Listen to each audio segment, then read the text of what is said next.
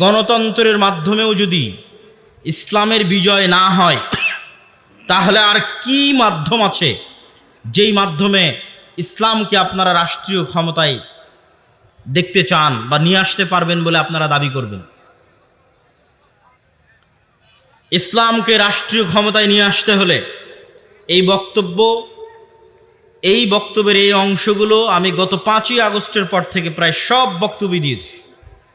কেন এটা আমার ছোট্ট গবেষণা, আমার গবেষণার মানুষ ভুল ধরলে আমি সাদরে অভ্যর্থনা জানাব, কিন্তু এখন পর্যন্ত কোনো দালিলিক ভুল পাইনি। এই জন্য আমি আমার এই গবেষণা বলতেই আছি। সেটি হচ্ছে, আপনি যদি ইসলামকে আল্লাহর দয়ায় রাষ্ট্র ক্ষমতায় প্রতিষ্ঠিত করতে চান, তাহলে আল্লাহর দেওয়া পদ্ধতি অনুযায়ী আগাতে হবে।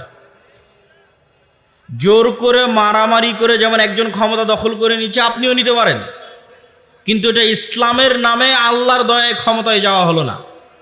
ইসলামের মতো একটা পবিত্র জিনিসকে রাষ্ট্রীয় ক্ষমতায় নিয়ে যাবেন, অবশ্যই আল্লাহর দয়ায় যেতে হবে, আল্লাহর সহযোগিতায় যেতে হবে।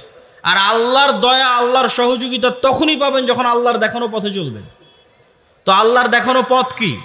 কুলিল্লাহুম্মা মালিকাল মুলকি তুতিল মুলকা মান তাশা ওয়া তানজিউল মুলকা মিম্মান তাশা। দুনিয়ার মানুষ শুনে রাখো, স্থায়ী রাজত্ব এবং স্থায়ী ক্ষমতার একচ্ছত্র মালিক আল্লাহ সুবহানাহু ওয়া তাআলা। আল্লাহ যাকে ইচ্ছা তাকে রাষ্ট্র ক্ষমতা দেন, আর যাকে ইচ্ছা তার কাছ থেকে রাষ্ট্র ক্ষমতা জোরপূর্বক ছিনিয়ে নেন, রক্তাক্তভাবে ছিনিয়ে নেন। এটি আল্লাহর নিয়ম। তো আল্লাহ যে একচ্ছত্র রাজত্বের মালিক, সারা পৃথিবীর সকলের রাজত্ব অস্থায়ী। আমেরিকা, ইউরোপ, রাশিয়া, ইসরায়েল, সবার রাজত্ব অস্থায়ী। এই প্রত্যেকটা দেশের উপর স্থায়ী রাজত্ব কার? বলেন, কার রাজত্ব? আল্লাহর রাজত্ব স্থায়ী। তো আল্লাহ তার রাজত্ব পরিচালনা করে কি দিয়ে? আল্লাহ সুবহানাহু ওয়া তাআলা বলছেন যে আমি হচ্ছে আজিজুন হাকিম, মহাপরাক্রমশালী এবং মহাপ্রজ্ঞাময়। মহাপরাক্রমশালী মানে ফাআলুল লিমা ইউরিদ, যা ইচ্ছা তাই করতে পারি। পৃথিবীর এমন কোনো শক্তির ক্ষমতা নাই যে আমি আল্লাহ আমাকে জবাবদিহিতার আওতায় নিয়ে এসে বলবে যে আপনি এটা কেন করলেন। আজিজ, যা ইচ্ছা তাই করতে পারি। কিন্তু যা ইচ্ছা তাই করতে পারার সকল ক্ষমতা থাকার পরেও আমি আল্লাহ কারো উপর জুলুম করি না। কেন? আমি হাকিম, আমি প্রজ্ঞাময়। তাহলে আমার কাছে সকল ক্ষমতা আছে, তারপর পৃথিবীর একটা পশু, প্রাণী, মানুষ, জিন, কারো প্রতি আমি আল্লাহ চুল পরিমাণ জুলম, অত্যাচার করি না। কেন? আমি হচ্ছে হাকিম, আমি প্রজ্ঞাময়। তো আল্লাহ এই সমগ্র পৃথিবীতে তার রাজত্ব পরিচালনা করেন ন্যায় পরায়ণতার সাথে, সত্যবাদিতার সাথে। এই জন্য যারাই নিজেদেরকে মুসলিম শাসক দাবি করবে, ইসলামী রাষ্ট্রের দাবি করবে, ইসলামী খেলাফতের দাবি করবে, তাদের প্রত্যেকের 1 নাম্বার জরুরি শর্ত হচ্ছে তাকে ন্যায়পরায়ণ হতে হবে।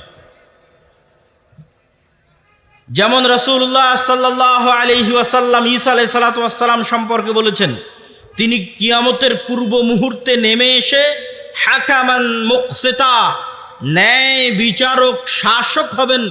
ঈসা আলাইহিস সালাতু ওয়াস সালাম ন্যায় বিচারক শাসক, সারা পৃথিবীতে ন্যায় প্রতিষ্ঠা করবেন। এবং সমগ্র পৃথিবীতে ন্যায় প্রতিষ্ঠা করার জন্য অর্থের পরিমাণ এত বেশি হবে যে ভিক্ষা এবং মানুষের কাছে চাওয়ার মতো কোনো মানুষ থাকবে না।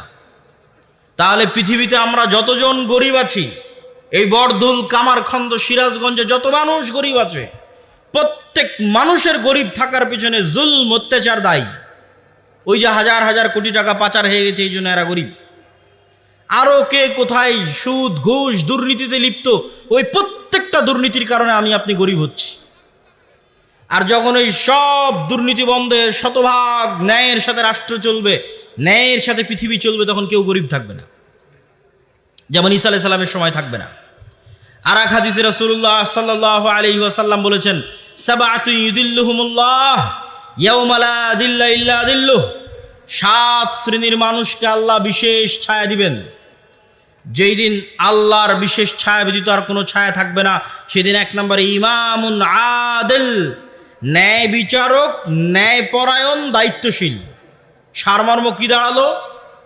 ইসলামী রাষ্ট্র মানে ন্যায় বিচার, ইসলামী রাষ্ট্রের রাষ্ট্রনেতা মানে ন্যায় বিচারক, ইসলামী খেলাফা মানে ন্যায় বিচার, ইনসাফ, ন্যায়পরায়ণতা, সত্যবাদিতা। এখন